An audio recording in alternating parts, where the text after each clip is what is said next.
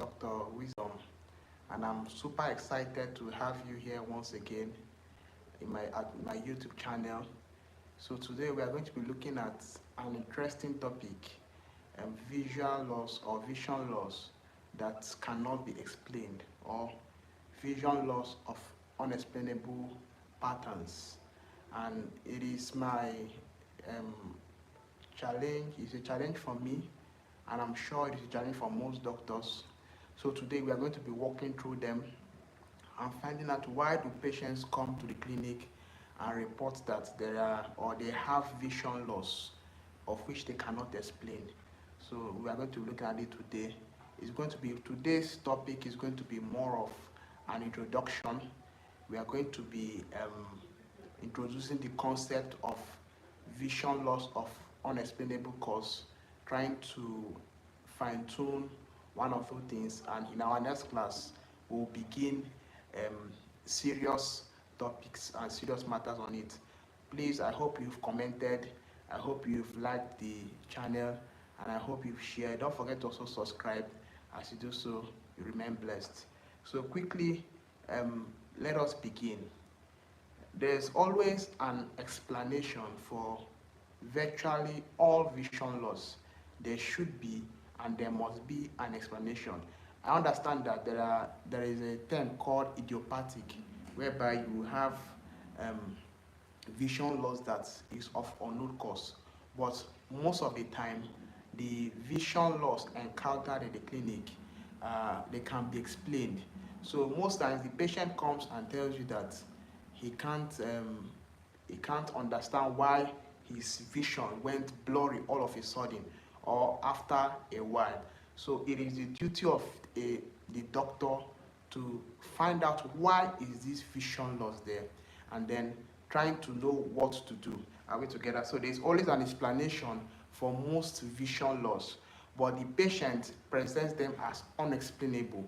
It is the doctor's responsibility to find this needle in a haystack. So what makes you a good doctor, what makes you exceptional, and what makes you above your peers is your ability to find the things that are hidden and unravel them. So the next point I want us to know that the inability of the doctor to find this crisis, it leaves the patient frustrated. It also leaves the doctor frustrated. A patient comes to your clinic and then he tells you that his vision loss was lost over time, and then you try out so many things, you can't seem to unravel why this loss in vision. So it can be frustrating to you as a doctor. It can also be frustrating as a patient, because the patient loses confidence in you and you also lose confidence in yourself. And the worst thing that can happen to a doctor is when he doesn't even have confidence in himself. Every doctor must be confident. Every doctor must know what he's doing and must show that he knows what he's doing. A doctor can be confident, a doctor can know what he's doing, but his facial expression, his countenance, his body posture, or his carriage can send a wrong signal to the patient that, oh, I'm trying to guess work. So we don't want such to happen in our clinics.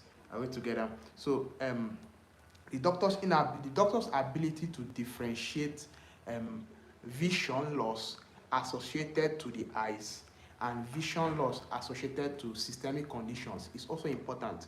And there are some vision loss that are associated to just the eyes, and there are vision loss associated to systemic conditions. For instance, diabetes can lead to vision loss.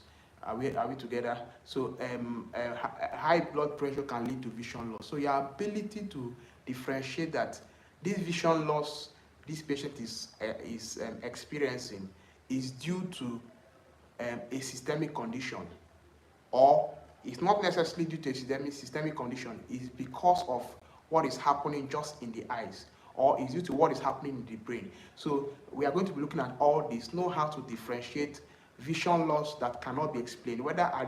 Is it due to what is happening in the brain, or is it due to what is happening in the eyes, or is it due to what is happening in the body? As an eye doctor, you are not just a doctor of the eyes. You should have a glimpse of other parts of the body, because the eyes are not in isolation. The eyes is an organ of the body. So you cannot just say, okay, I'm just studying eye, and then all you know is eye. You should have at least a bit of how other systems work, so that you can be able to correlate them and connect them to the eyes. Are we together? So the doctor must be able to differentiate vision loss associated with the eyes or ocular manifestation of systemic condition, and this is very key and it's very significant. Also, I want us to note that today I'm just trying to lay emphasis. I'm just trying to set the template, set the coordinates here and there, so that in our next session, when we begin, we can now be able to discuss deep matters. So today I'll be basic as possible, I'll be simple as possible, so that even the least one amongst us will be able to get what I'm saying, grasp them, understand them, and run with them, and be able to practicalize them in the clinic. Because it's not enough to just have a head knowledge. It's not enough to be theoretically sound. We must be able to translate whatever we have in our heads to the clinic setting. So this is the purpose of this class. But today's class, I want to be as basic as possible, so that even those who are still in high institution will understand what I'm saying. So time is of essence, and some tests are time consuming. Some tests are also expensive, and some tests are also discomforting. So before, the doctor should be able to pinpoint the tests that are necessary in order to unravel this dilemma. So a patient tells you that I'm having blurry vision and I can't see again. You mustn't do all the tests in the world. From your case history, it should direct you to, okay, I should do this, I should do this, I should do this, because some tests are time consuming, and it doesn't speak well of you that a patient comes to the clinic and then he spends long unnecessary hours doing tests that are not necessary. It doesn't also speak well of you that a patient comes to the clinic and then he is paying so much for so many tests that might not even be relevant to why he is there. So we must be time conscious, we must also be cost conscious, and then we must also be sure that we are not discomforting the patient in order to unravel our the challenge at hand. But then we cannot compromise our practice because we want to save time, and we cannot also compromise the practice because we want to bring comfort. In as much as the patient's comfort is important, but if the test is going to be discomforting, the doctor tells the patient ahead of time that this test might cause you blurry vision, or it might cause you headaches, or you might feel a little sensation, so that they are aware, the patient is aware that, oh, this is what I'm about to face. Are we together? So it's another point to note. It's another point to note. So so the practitioner needs to know what to do and how to do it in order to be effective and efficient. The goal is to be effective and efficient. That is the goal of the practice, that you are effective and you are efficient. So first of all, when the patient walks in, your case history begins the moment the patient walks in. You can go through my channel, and I have done a video on case history, a quick overview on case history, so you understand what I mean by a comprehensive case history. So, but let me just throw more light on it. So the moment the patient walks in, your case history begins. From his appearance, from his speech, from his carriage. An observant doctor should be able to piece one or two from the moment the doctor walks in. Are we together? So the first thing in unraveling vision loss that cannot be explained is case history.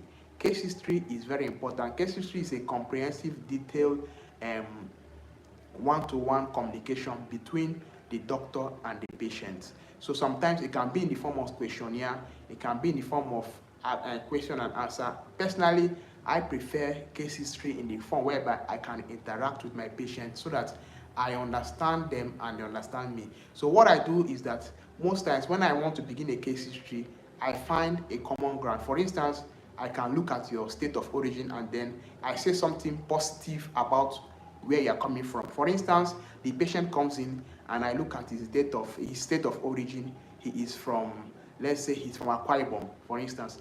I will just begin to, I love Akwa Ibom people. The place is so neat. Your governor is trying, all this is just to make the patient feel at home. The essence of of this is to make the patient feel at home, because case history solves 80%, or let me not exaggerate, maybe 70% of your challenges. So, and again, your case history is dependent on how relaxed the patient is. If the patient is not relaxed, if the patient is not comfortable, he might not necessarily begin to tell you what you should know, or tell you the things that will point you to where you should go to. So you want to make sure that before you begin your question and answer, the patient will relax. You find a common ground. Maybe he's a football lover, you just tease him about his club, tell him what's going on. In other words, it's just to find a way of making the patient relaxed and feel comfortable. And again, you must be professional in your case history, because the patient is like, oh, the patient, the same way you gauge the patient is also gauging you. He's looking at you. Can I confide in this person? Do you look responsible? Do you look welcoming? Do you look relaxed? Do you look like you know what you are doing? So once the patient notices that you don't know what you are doing, or you are giving the impression that you are not a responsible person, he might want to withhold certain information from you. So this is why appearance matters a lot. As a doctor, you must appear decently, so that once the patient gauges you, he said, okay, this is a responsible person, I can share my secrets with them. So when we are looking at case history, I'm not going to talk much on case history because it's not why we are here today. So when we are looking at case history, we want to find out this vision loss, how long has it been happening? So a patient walks up to you and tells you that I'm having a vision loss, or it started a week ago, a month ago. You want to know how long. Is it 1 week ago? Is it yesterday? Did it start today? Did it start last month? Did it start last year? So duration is very, very important, so that it will help you know what you are doing. For instance, if the patient tells you that the sudden loss started yesterday, you know it's not glaucoma, because glaucoma is a progressive loss in vision, except for cases of closed angle glaucoma.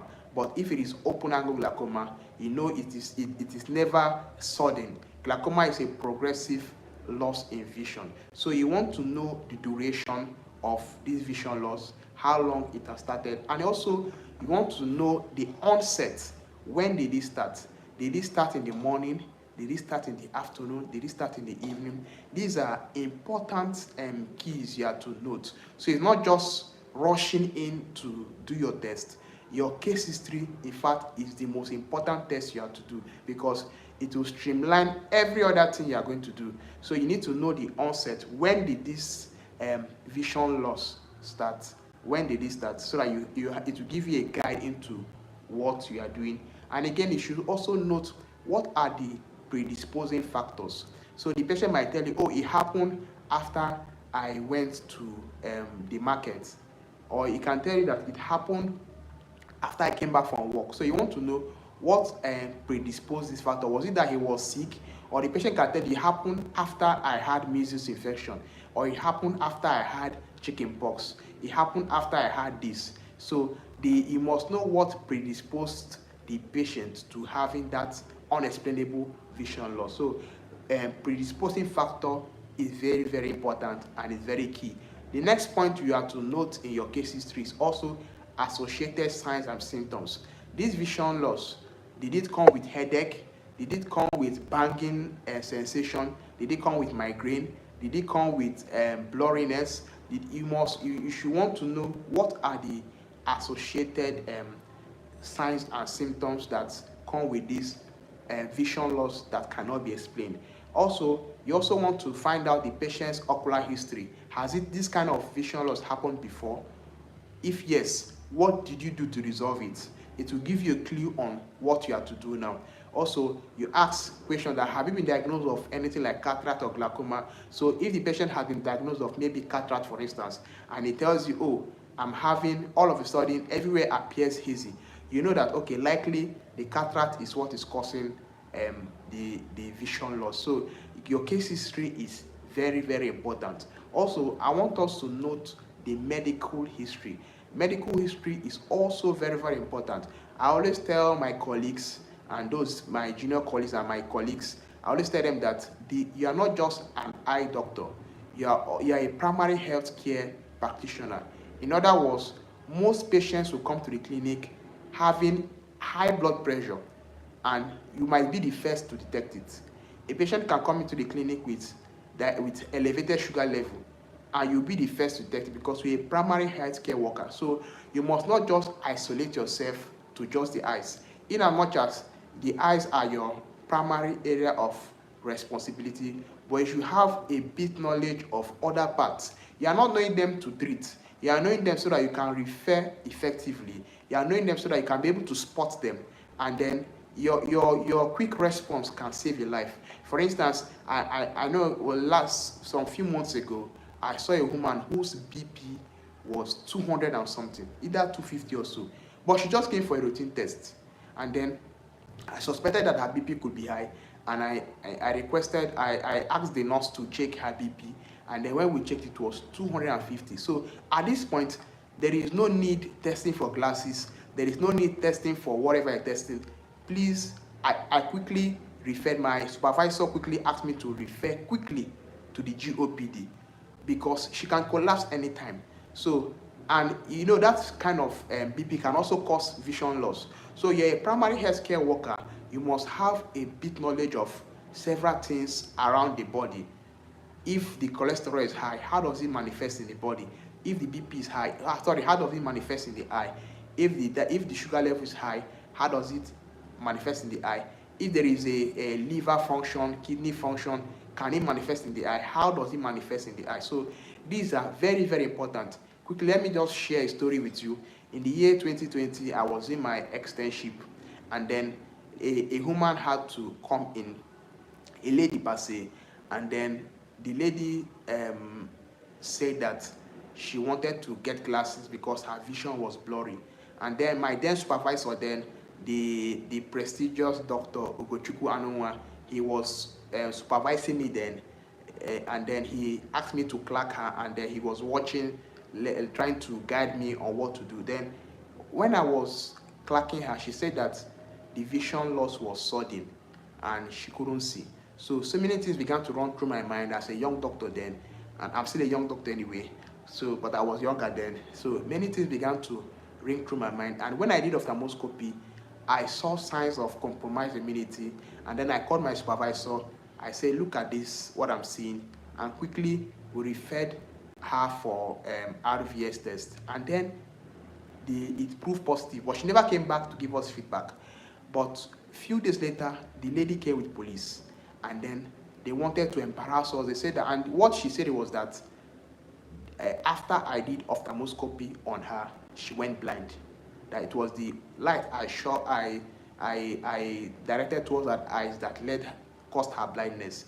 And good thing we had a record of what happened. That was how we were able to save the situation. So what I'm trying to draw from this story is that systemic conditions can also lead to vision loss. Systemic conditions can also lead to vision loss. So you must also be able to juxtapose or align these systemic conditions to ocular issues and then make headway. So the next point I want us to note also is family history. Is there a family history of vision loss? You want to also note that. Has anybody gone blind suddenly in the family? Has anybody in the family has issues with their eyes? It also gives you it helps to make you fine-tune your diagnosis. Also, drug history. Some drugs can also lead to blurry vision. Some drugs can also induce transient vision loss. So you want to also inquire and know why such a patient is having blurry vision of unexplainable cause. And finally, you want to also inquire into the lifestyle of the patient. Remember, if the patient is not comfortable with you, he might not be quick to let you in on his lifestyle. Are we together? So you must also be sensitive in asking such questions. Like, you want to inquire from the patient's lifestyle, not in the sense of being judgmental. Remember, we listen, we don't judge. We listen, we don't judge. So you are inquiring on the patient's lifestyle. Do they smoke? Do they live? You want to know a whole lot of what they do daily, so they can give you a clue of what is happening. For instance, if your patient tells you that, oh, I take a lot of cocaine, then you now know that, oh, maybe this vision loss could be due to toxicity. Are we together? So this is just a quick one we do in case history. So then the next point I want us to note is the categories of vision loss. Remember, we are looking at vision loss of unexplainable cause. So we want to look at the categories. There are about 4 categories. The first is optical, the second is macular, the third is neural, the fourth is chiasmal, the fifth is retrochiasmal visual pathway, the next is developing amblyopia, the next is malingering, and the final point is psychological disorders. So let me take it again. So the categories of vision loss could be optical, it could be macular related, it could be neural, it could be chiasmal, it could be retrochiasmal, it could be developing amblyopia, it could be malingering, maybe the patient is malingering, or it could be a psychological disorder. Are we together? It could be a psychological disorder. So when I'm done with this class, I'll be sharing the slide with us. So from now, I'll just be sharing tidbits of the slide. When we are done, I'll send the slide across so that you can also read up and understand whatever I'm saying. So hope you are commenting, hope you subscribed, and hope you have liked the page, the channel. It goes a long way to strengthen us and gives us courage to do more for the community. So when we look at optical causes, what are the differentials? What are we looking at in the optical media? So remember, the eyes is an organ. So, and it has optical medias. So we want to look at what are these signs the patient will come with, and then it will let you know that, okay, this vision loss that the patient claims to be, that cannot be explained to him or herself, is due to the optical system. So the first thing you know that the optical anomalies will appear as refractive errors, and then refractive errors will appear as blurry vision at far, blurry vision at near, diplopia, headache, asthenopia, halos, difficulty concentrating after a while. So a patient can tell you that, oh, I noticed that I can't see again at far, or I can't see again at near. So it has a way of telling you that this could be a refractive case. The patient can tell you that I'm having diplopia, which is double vision, and then you want to inquire, this double vision, is it at far, is it at near? What induces this double vision? Could it be stress? Could it be worry? You want to know what induces. So you must probe everything in your case history. You must probe, because it's just like you are like an explorer who is trying to find crude oil. So you can't leave any stone unturned. So you must probe everything the patient says. There's nothing the patient says that you should take lightly. If the patient telling you, I'm having headache, you should inquire, where are you expressing this headache? Is it frontal? Is it temporal? Is it occipital? Wherever it is, you want to probe, and you want to even know the onset and duration of the headache. So when we come to refractive errors, it could be blurry vision at far, it could be blurry vision at near, it could also be diplopia, like I've said earlier. Diplopia means double vision. It could also come as headache. So the patient can tell you that after I had headache, my vision went off. I couldn't see again. So it could be migraine, you never can tell, so you probe further. It could also be asthenopia. So the patient is telling you that I'm feeling pains here and there in my eyes, and this headache I feel is associated with my eyes. You also note it down and then probe further. So it could also be halos. Halos is when you see a band of light, a ring around the light. So it also has a way of letting you in on what is going on. Okay, it could also be difficulty concentrating after a while. There are some patients, after they are reading, when they begin to read after a while, their vision goes blank. So you want to find out where, and you know when you are reading for a while, you are accommodating, your muscles are being stretched. It could be a muscle issue, or the patient tells you that when I'm reading here, my eyes begins to deviate. So these are what you should note. So you're now looking at, it could be aphoria, it could be atropia. So these are one of the things we note while we are looking at refractive errors. So quickly, I'm just giving a tidbit on it. when I release the slide, we can then, I'll be detailed in the slide, and then we can now understand what I'm saying. So the next point is the macula. So macular diseases, sometimes they appear as metamorphopsia. That is, objects appear wavy. So the patient can tell you that objects are appearing wavy, straight line appears to be bent, people's faces are distorted. So that is metamorphopsia. It has a way of telling you that, oh, this thing happening is a macula related issue.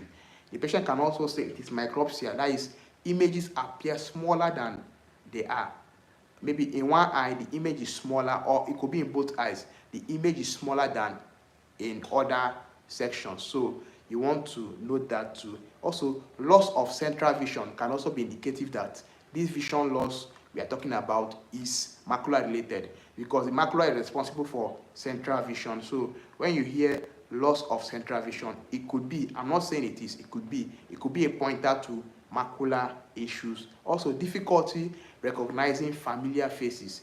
A patient tells you that I cannot recognize people I used to know before. I can no longer recognize them. It could be a macular issue. It could also be an opacity issue. So what are these symptoms, these signs? They have a way of pointing you to where you should go and where you should not go. Are we together? So, and again, a patient can say, sometimes if I look at this direction, I do not see anything there. So this is called area of no vision. It could also be indicative of macular degeneration. So how do we differentiate that this issue happening is an optical issue? It is not just a pathological issue. So after your case history and you do your external examination, before you even do your external examination, after your case history, the next thing you should do is your visual acuity. So you want to know, the patient tells you that, okay, I can't see at this distance, or I feel I am not seeing. This is a subjective response.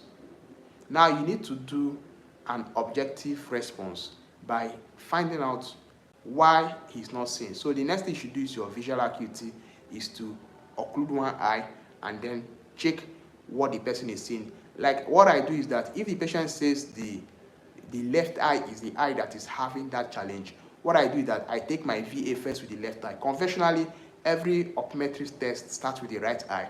But in this case, if the patient tells me that the challenge he's having is with the left eye, I want to start with the left eye, because if I start with the right eye, the patient might cram whatever he's saying, and I assume that this eye should, or the left eye, which is the affected eye, should also see that. So he's telling you what he has crammed. So I want to start with the poorer seeing eye first before I go to the better eye. But apart from that, the right eye is the gold standard in optometry practice to start with. So you want to do your visual acuity at 6 meters, and then your near visual acuity at 40 cm, and then you document whatever the patient is seeing. So it is first done without his prescription, that is unaided, and then after that, the patient, if he has a prescription, he puts it on, and then he takes his VA.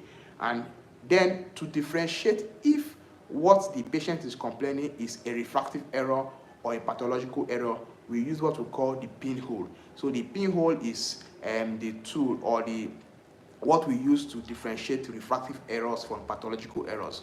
So the pinhole is of 1.5 to 2 millimeter diameters, and is used to rule out irregularities in the corneal tail film, irregular corneal astigmatism, that is keratoconus, early lens opacity. So the pinhole helps to rule out refractive cases from pathology cases. So when you do your pinhole and then there's an improvement from at least 2 lines down, the patient came in with a vision of 660, and then you are doing a pinhole, you are getting 624, 618. You know that this vision loss that initially was unexplainable now has an explanation.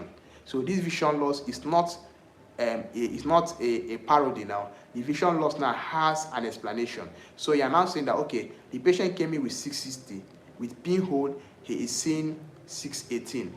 Likely, the cause of vision loss is refractive error. So once there's an improvement with pinhole, you know that what you are dealing majorly is a refractive error. So the pinhole helps us to isolate that whatever we are doing is not pathological inclined, and then it's refractive. So it just helps you go straight to the point without you doing so many tests here and there, wasting your time, wasting the patient's time, and spending costs, wasting clinical hours. So it helps you to save time. Then after you've done your VA, your visual acuity, you also want to check the eye pressure, because a spike in the eye pressure can also lead to unexplainable vision loss. So a patient comes in and then he tells you, I can't see, I want glasses.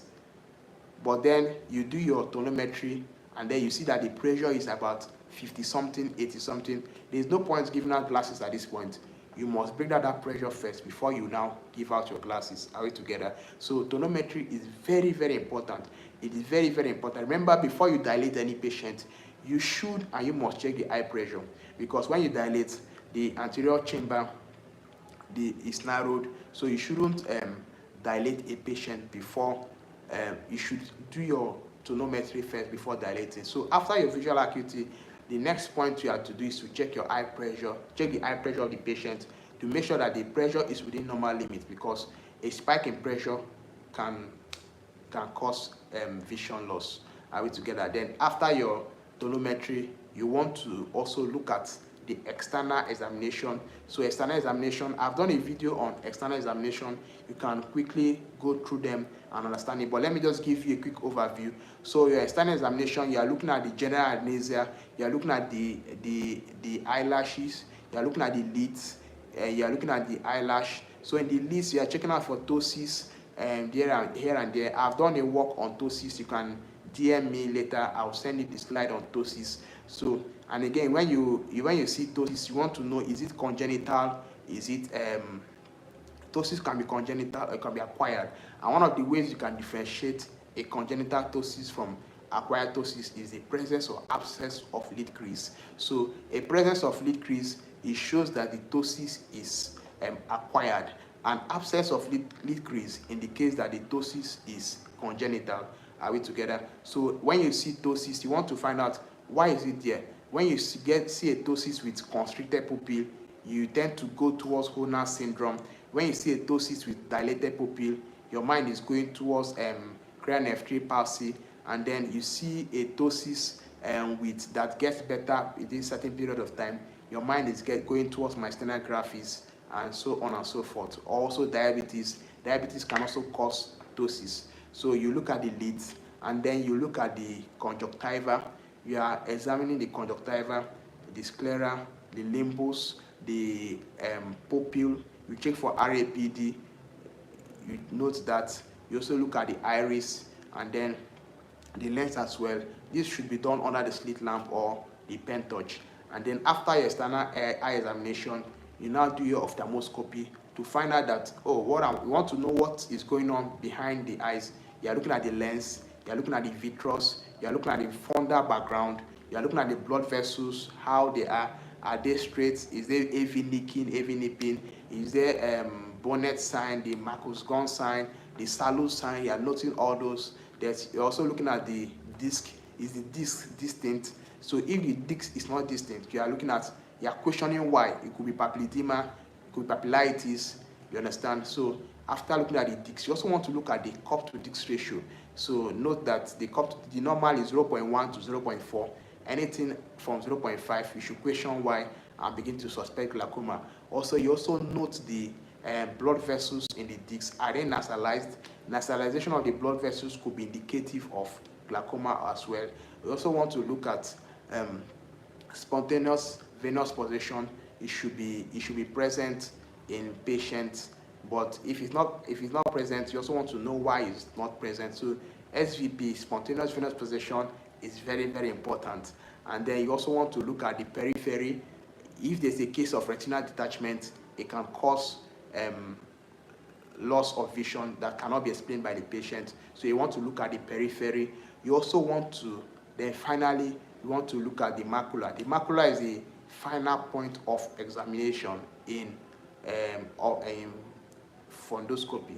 So you examine the macula last, because if you shine your light directly to the macula first, the patient is discomforted, and then you can't view other things. So this is just a quick overview on vision loss of unexplainable cause In our next class, I'm going to be introducing another layer of it. We are going to be taking it gradually so that we can all get it. So in my next class, I'm going to be introducing another layer of vision loss of unexplainable cause, and then hopefully we'll be on the same page. So quickly, let me do a quick summary. I've said it, what I said initially for those who are joining us now, that most times when a patient comes to the clinic, he tells you that he can't see, his vision is lost, and then the way they present it as though you're like, where do I start from? I don't want you to panic. I don't want you to be confused. You must be composed. You must maintain your steeze and composure, and then know what you are doing. And we also say that when you see cases like this, you must keep your cool and then be confident that you can handle this. And just in case you believe it's above your expertise, there's no harm, there's no big deal of inviting a colleague to also have a look, either your colleague or a senior colleague. There's no the beauty of medical practice is always to refer out. Whatever you cannot handle, there's no big deal of referring or saying, oh, this case, I think this doctor is better in handling it. There's no big deal about it. That is what makes medical practice a professional and organized body. So I also say that there are many tests that we do in optometry. So you cannot begin to do all these tests. You should know the test to do and the test not to do in order to find out why this vision loss of unexplainable nature is there. And I also say that you should do a proper case history, noting the duration, the onset, predisposing factors, associated signs and symptoms, the severity, is it transient, is it sudden, is it gradual, and the medical history is also important, the family history, the patient ocular history, his drug history, and his lifestyle. And then I also say that there are categories of vision loss. There is the optical, there is the macular, there is the neural, there is the chiasma, there is the retrochiasmal, there is the developing amblyopia, there is the malingering category, and then there is the psychological disorder category. And I say that optical causes are best differentiated with a pinhole. So when you do your pinhole, it helps to differentiate refractive errors from pathologic cases. And I also say that refractive errors will appear as blurry vision at far and near, and diplopia, headache, asthenopia, halos, difficulty concentrating, and after a while. And I say that macular disease will appear as metamorphopsia, micropsia, inability to identify faces you used to know before.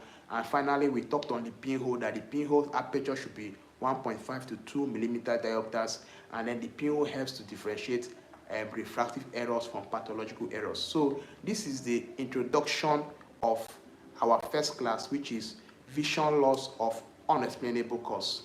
Our next class, we are going to be adding another layer and we are going to be discussing further. I hope to see you then. Don't forget to like, comment, subscribe, and share this channel to your colleagues and your friends. As you do so, remain blessed. I am Dr. Wisdom Oparo Wakwe. Hope to see you in my next class. Have a good night rest.